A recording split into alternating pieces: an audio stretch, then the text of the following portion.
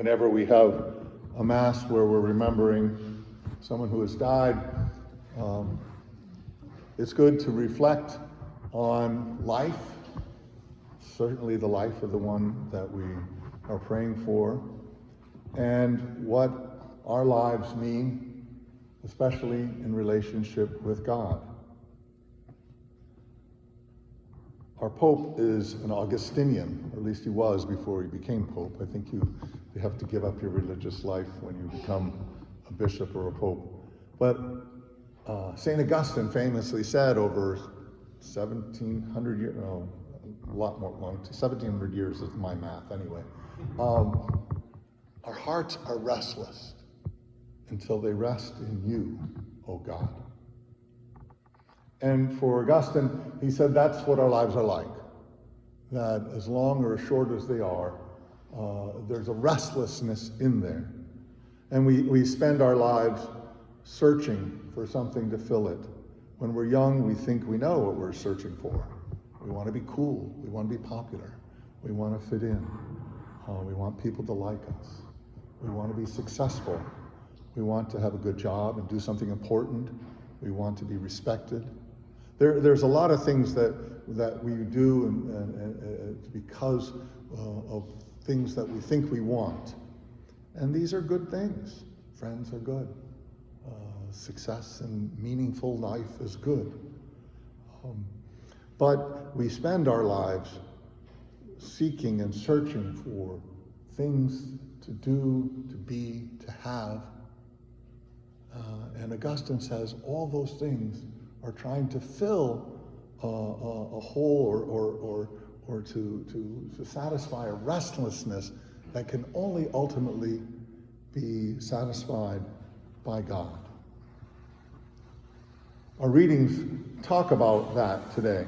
You know, where is God? How do we find God? How do we follow God? What are the rules if we want to be good disciples of the Lord?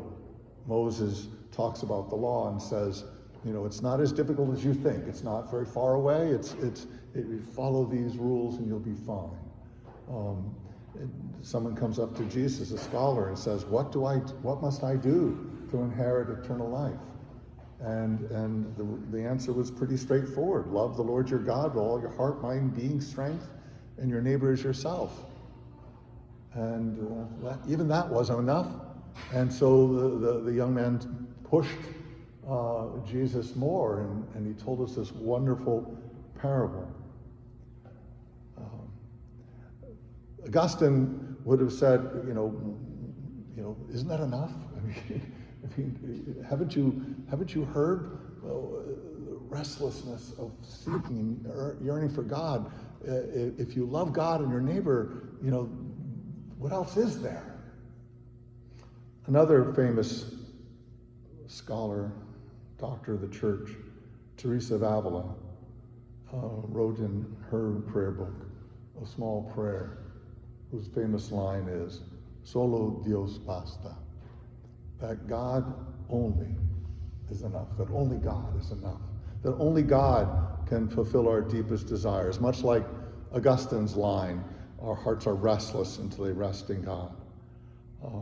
Whatever we do with our lives, whatever we search for, whatever we seek, whatever plans we make, whatever goals we set, all of this is to somehow, hopefully, follow God's will, obey his law, and somehow bring us closer to him. And it's not just for, you know, saints and priests and nuns, and it's for everyone to examine the restlessness in our lives and to see that it's our relationship with God that is the most important thing, the only thing that matters. And then when we say that, we probably, like the young scholar says, as the scholar says to Jesus, yeah, I do that. Now give me the details. How do I live that out? How do I love God and neighbor? And then Jesus' famous, the famous story of the Good Samaritan. He says you have to love your neighbor as yourself. That whatever you do in your life, you have to see others as lovable as you'd like to think yourself is. You have to be concerned about your brother and sister. You have to love not just yourself, not just people like yourself, but love everyone. Because the Good Samaritan was a very hated person in the days of Jesus. I mean, it's not just like, oh, it's a story of the Good Samaritan. It's the story of the rapist terrorist, if you'd like. It's the story of the Muslim who think of the worst thing you could possibly think of. That's what we're talking about when we say the Good Samaritan. The good enemy. Jesus is saying we have to do that to others. We have to see people who we at first glance judge as other, judge as enemy, and we have to try to love them. We have to try to see the similarities between us and to act as if we really are brothers and sisters. We have to be concerned for people who speak different languages, people who have different citizenships, people who have different races, genders, backgrounds, creeds, and anyone and everyone.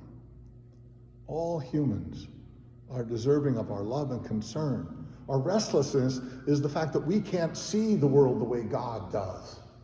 We don't see the world the way God perceives that we are brothers and sisters. And so our restlessness is trying to see that. At St. Andre Bessette, we try to fill that restlessness by passing out food, by giving clothing, and whatever needs that we can satisfy to those who are seen as the margins of our society. But all of us can contribute to charity. We can volunteer our time. We can be concerned about someone besides ourselves. We can work to protect the rights of the least important people among us. We can stand up for what is right when we see injustices being done, even by our own government. We can certainly pray for everyone, and not just ourselves. Jesus tells us we're called to love our neighbor. At the end, our restlessness will come to an end. God will be enough, and we'll rest in him.